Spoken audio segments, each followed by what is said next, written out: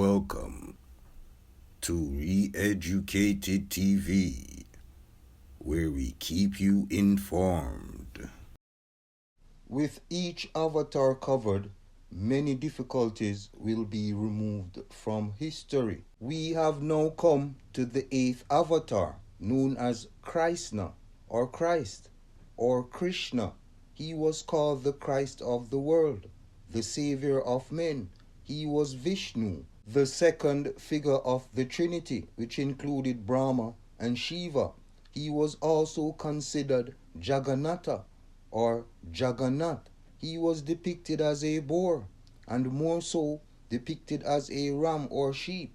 He was of a new lineage of avatars, the lineage of Perseus or Gemshid. He was worshipped in Assyria, in the Indus, and in Egypt, where there was once a carving of Krishna with his arms folded. Yes, in Egypt. Asar is nothing but a continuation of Christna, the Black Christ, the Black King.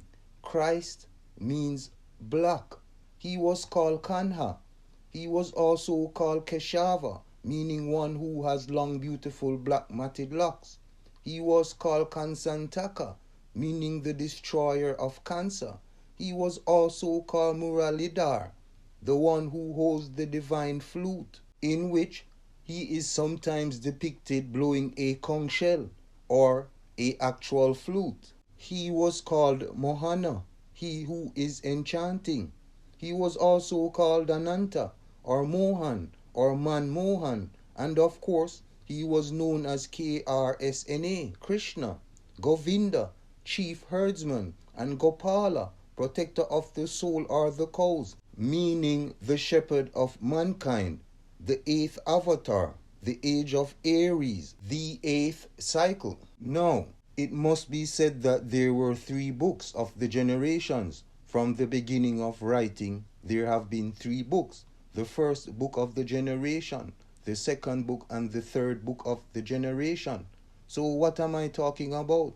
When writing was invented and perfected in the eyes of the ancients, the first book of the generations were written, called the Ras, which means wisdom. It was also called the Razit, the book of Thomas, or the book of Adam and Balarama, the first holy book, so to speak. It was the book of Buddha and a production of the Buddhists. The second book of generation is the book of Krishna, called the Bagavad-Gita, which means God's songs or the song of God.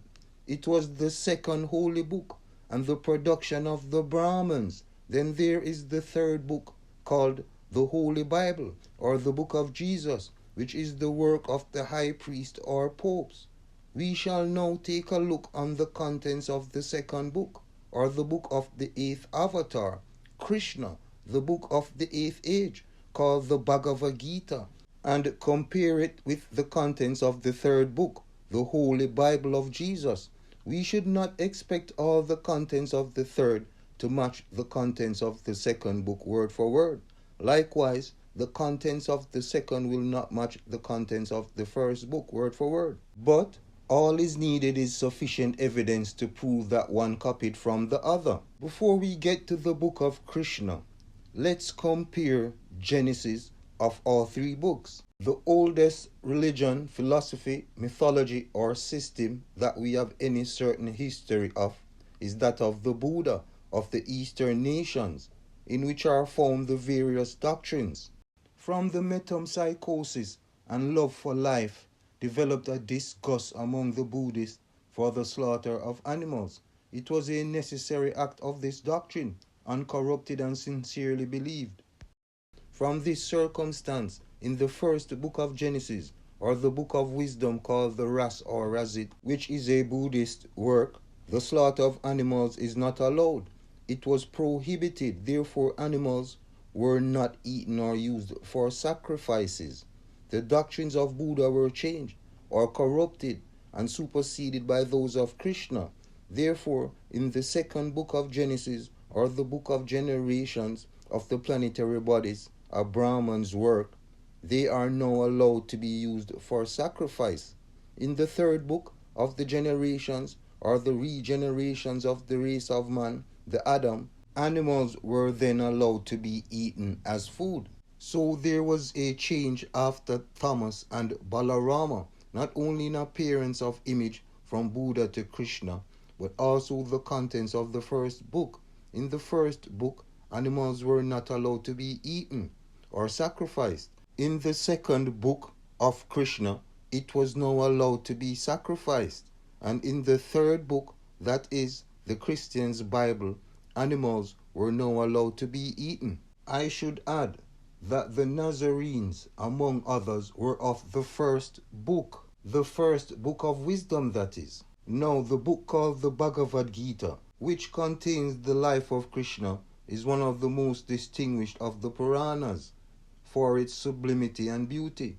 It lays claim to nearly the highest antiquity that any book from the region can boast. Mr. Maurice and Sir W. Jones, two competent witnesses, shows that the book of Krishna and the age or the era of Krishna was thousands of years before the birth of Jesus. Now let's look at some of the leading facts stated in the Bhagavad Gita relating to the Christna. In the Indus, Krishna was always represented as a savior or preserver of mankind, exactly the same as Jesus Christ. He is also described or represented as the supreme being, taking upon himself the state of man, that is, to have become incarnate in the flesh to save the human race, precisely the same as Jesus is said to have done. As soon as Krishna was born, he was saluted with a chorus of divine hymns from the Dutas. Dutas are angels. The same was said about Jesus in the Orthodox Gospels of Luke, chapter 2, 13 and 14. Krishna was cradled among shepherds, who were the first to know the greatness or divinity of his character. In the Gospel's history, it mentions that they were shepherds tending their flock by night, in Luke chapter 2, verse 8. So in both cases, shepherds were mentioned.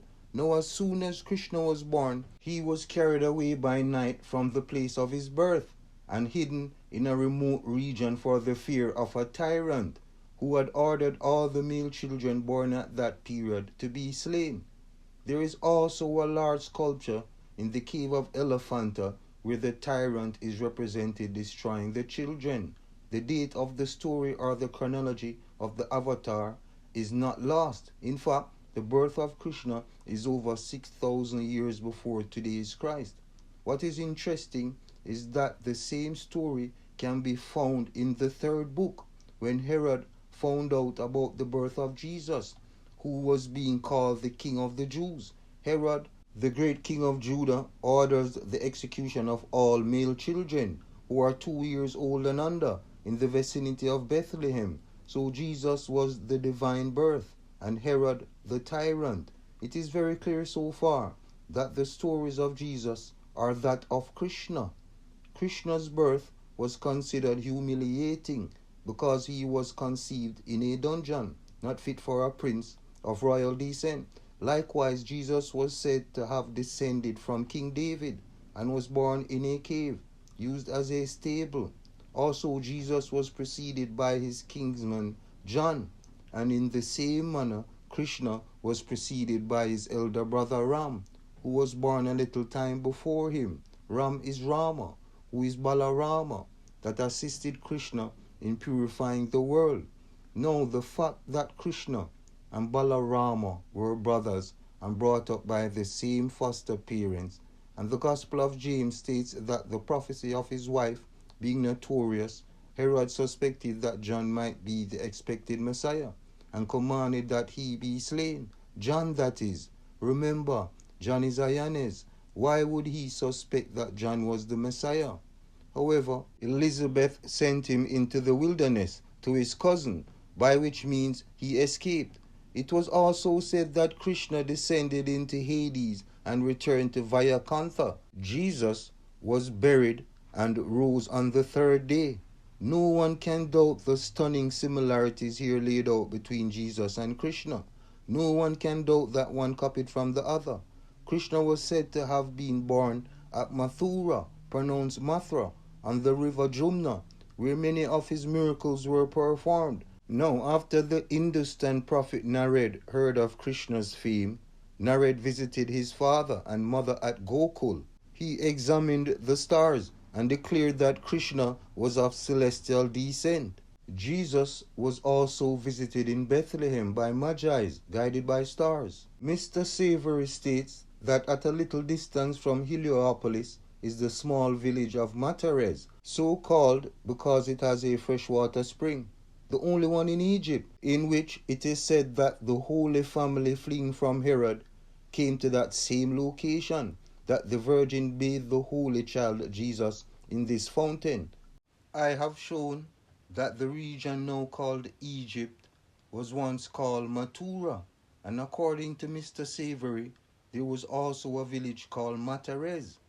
It is said that before the area was called Egypt, a small city was first given the name Egypt, before the entire region adopted the name. No, one of Krishna's first miracle was the cure of a leopard. In Matthew chapter 8 verse 3, it mentions a early miracle performed by Jesus. That is exactly the same as Krishna, where Jesus was said to have cured a leopard. On another occasion, a woman poured a box of ointment, of which he cured her of her ailment. And in the same manner, a woman came and anointed the head of Jesus. There is also the story of Krishna taking a walk with the cows, who had him as their king. The same thing was said about Jesus and his playfellows. And again Jesus declared himself to be the good shepherd, turned all his young companions into sheep, but was told by their parents to have them restored to their proper form. This is a counterpart of a story of Krishna, of the new sheep, new cowboy, when Brahma had stolen those which belonged to Nanda from his father's farm. To show his humility and meekness, he washed the feet of the Brahmins, as Jesus did to his disciples. There is also the situation where Jesus and Krishna were both met with serpents, where Krishna had a dreadful combat with the snake Kalanaga, which had poisoned all the cows of the herds. In the case of Jesus' encounter with the snake, as mentioned in the apocryphal Gospels, where he had an adventure with the serpent, which had poisoned one of his companions. There is also the time when Krishna was sent to a tutor to be instructed, and Krishna astonished his tutor with his profound learning. Likewise, Jesus was sent to Zacchaeus for tutoring, and in the same manner he surprised him with great learning. So many similarities, it's hard to deny. Krishna desired his mother to look into his mouth, and she saw all the nations of the world painted in it. Mary saw the same thing in the mouth of Jesus. And finally, Krishna was crucified and descended into hell, and afterward ascended into heaven, as mentioned earlier. We all know the same thing was done to Jesus, where he was crucified, laid to rest, and then ascended to heaven. It is evident that much of the history concerning Krishna is the same as the Orthodox Gospels, as well as those called spurious. There is no doubt that there was a interpolation of the Apocryphal from the Brahman's records, which is the second book. To reinforce this fact, many of the mythological sculptures and statues of the Indus directly relate to the events in the second book of the history of the Avatar Krishna, the 8th Avatar. What is more immediately interesting is the fact that Krishna, being of an age undoubtedly anterior to the Christian era, the sculptures on the wall on the palaces of Krishna remain unanswerable testimonies of the facts recorded. Therefore, the sculptures figures copied by Samarat at one of the oldest pagodas, the one of which represents Krishna dancing on the crushed head of the serpent, and the other, Krishna, is entangled by the serpent's enormous fold, which is done to mark the difficulty of the event, while the enraged reptile is seen biting his feet or foot. So together with the history of the facts annexed, could never derive their origin from any information contained in the spurious Gospels. To return to the more particular considerations of these circumstances concerning Krishna, confirms that some of the leading stories of today's Savior were in fact taken from the history of Krishna. They are interpolations of the second book of Krishna, such as Krishna's miraculous birth at midnight, the chorus of angels or dutas that saluted with hymns the divine infant as soon as born, the infant being cradled among shepherds, to whom were first made known those stupendous feats that stamped his character with divinity, Krishna being carried away by night and concealed in a region remote from the scene of his birth, from fear of the tyrant called Kansa, whose destroyer, as it was foretold, would be by the hands of Krishna. So Kansa therefore ordered all the male children born at that period to be slain.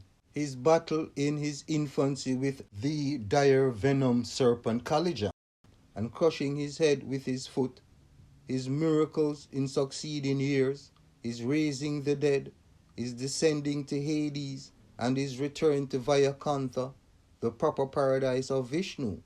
I will also add, when the virgin is mentioned, by virgin his mother, the ancients meant the celestial sign Virgo, in the bosom of which, at the summer solstice, the sun anciently appeared to the Persian Magi, and was thus depicted in their astrological pictures, as well as in the Mithriatic caverns. With that said, Krishna was of a virgin birth. Likewise, Jesus was of a virgin birth as well. Krishna's foster parents were Nanda, his foster father, and the foster parents of Jesus was Joseph, his foster father. That's it for today. Thanks for watching. See you soon. Take care.